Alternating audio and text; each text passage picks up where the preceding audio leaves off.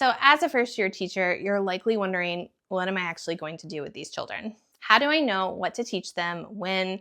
How does all of this lesson planning stuff even work? Hi, my name is Anne Molesky, and I help music teachers find inspiration and community so that they can build active music making moments with their students. Okay, so let's talk about the lesson planning piece. So this is my jam. Love some planning. And there's two types of planning that you really need to think about. The first is curricular planning, so like your curriculum map, and the second is lesson planning. So these definitely work together, but they are different. The first is your curriculum map. So you are looking at everything you're going to teach over the course of the entire year for each and every grade level, or even more widely speaking, everything your students learn from the time they enter your classroom in kindergarten until they leave in 5th grade, or whatever your bookends of grades might be. Your lesson planning is how you funnel those concepts down into an instructional sequence over the course of those 30-minute or 45-minute or whatever minute lessons you see once a week, twice a week, whatever that is. So while getting into the curriculum mapping and lesson planning is beyond the scope of what we're going to talk about today, I definitely have some resources that you can check out down below if you'd like to find out more information about how I do these things. I think the first thing you should do is take a look at a curriculum map of some sort. And if you don't have one, I have a free one I will link down below.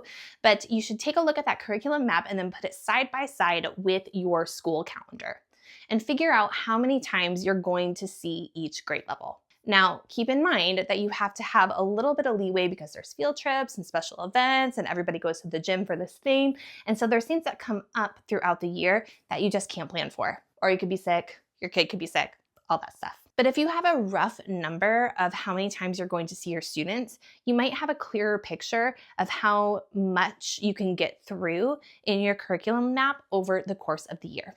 Then it's time to start looking at lesson plans. Now, this is a little hairy in your first year because if you are walking into a brand new experience and you have no idea what your students have done in their music class in the past, you don't really know where to start.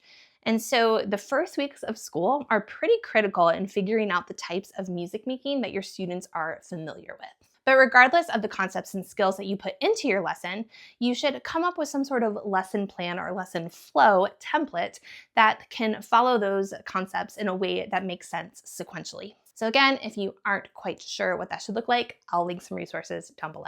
So now that we've thought about what curriculum planning looks like compared to lesson planning, let's talk about starting small. So I've just told you to go look at a curriculum map and say, these are all the things I'm going to teach my students the whole time that they're in my classroom. And now I want you to lower your expectations. And I don't mean that in a rude way, because looking at a wonderful, beautiful curriculum map can give you all of the ideas for what is possible, but it's not always possible right away. Again, you have no idea where your students have come from in terms of the types of musical experiences they've had in their classroom, and you are a completely different music teacher. So even if you are teaching the same concepts and skills as the last music instruction that your students had, it's going to look different, and that's beautiful. So we want to start small.